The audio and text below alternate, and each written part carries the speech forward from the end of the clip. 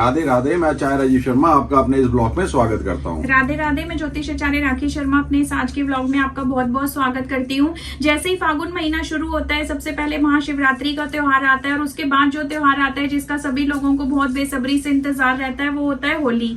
तो देखिए, इस बार जो ये होली का त्योहार है ये 8 मार्च के दिन आ रहा है। लेकिन आप सब जानते हैं और आपने बड़े बुजुर्गों से भी सुना होगा कि होली से 8 दिन पहले एक होला अष्टक माने जाते हैं।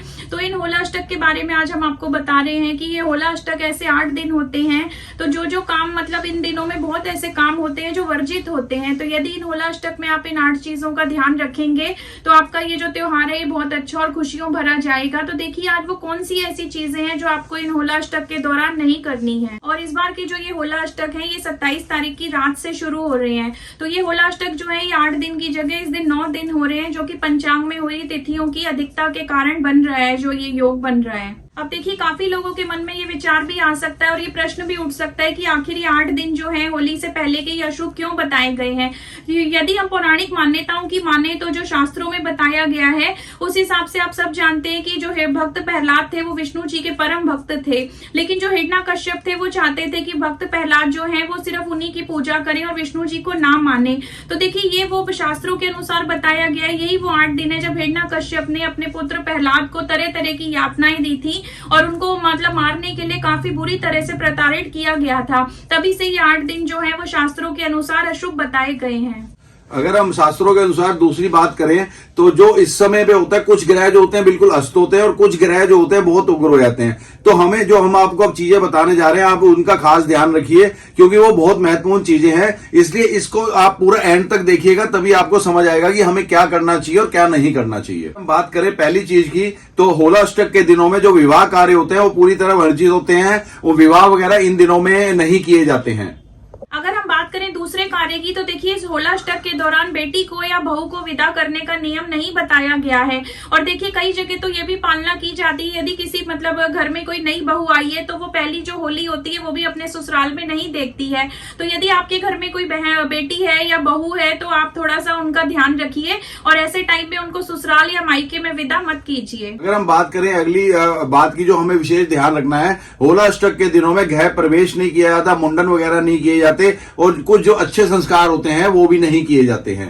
और देखिए, अगला जो कार्य है जो आपको ध्यान रखना है, तो इन होला अष्टक के जो 8 तिथियां होती हैं इसके बीच में कोई भी यदि आप शादी का रिश्ता वगैरह करते हैं तो इसकी बात वगैरह पक्की नहीं की जाती है, कोई सगाई वगैरह नहीं की जाती है, कोई रोका वगैरह भी नहीं किया जाता है। तो ये भी चीज आपको ध्यान रखनी है।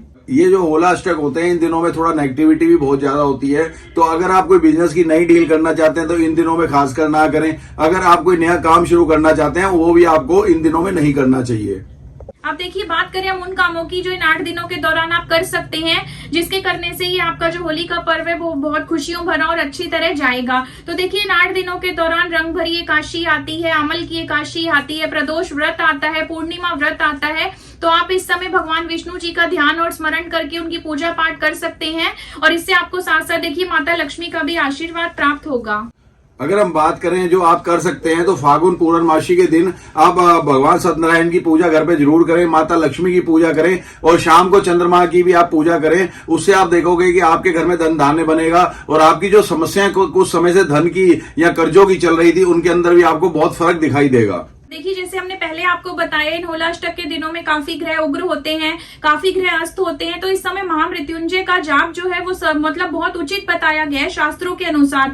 तो जितना हो सके आप इन 8 दिनों के दौरान महामृत्युंजय का जाप करें, घर में आप महामृत्युंजय मंत्र चलाएं, भगवान शिव जी की पूजा करें, इससे आपको विशेष लाभ मिलेगा। होला अष्टक के दिनों में हमें भगवान श्री कृष्ण के बाल रूप के साथ होली जरूर मनानी चाहिए। उनके सब रूपों के साथ, स्वरूपों के साथ हमें होली मनानी चाहिए। हमें फूलों की होली उनके साथ खेलनी चाहिए। हम किसी भी मंदिर में जाएं, हमें दीप वगैरह जलाने चाहिए। उससे हमारे घर में सुख शांति बनी रहती है, हमारा सौभाग्य जो है वो बना रहता है और हमारे घर की जो परेशानियां बहुत समय से चल रही थी वो भी आपकी खत्म होती हैं। और होला अष्टक के दौरान देखिए, एक काम आपको और करना है। आप जैसा कि जानते हैं कि भगवान विष्णु ने नरसिंह का अवतार लिया था।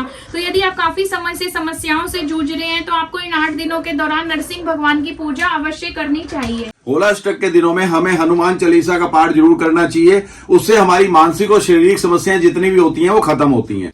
आशा करते हैं आपको आज का व्लॉग अच्छा लगा होगा एक लाइक जरूर कीजिए। हमारे चैनल पे नए हैं तो जल्दी से हमारी यूट्यूब फैमिली का हिस्सा बनिए।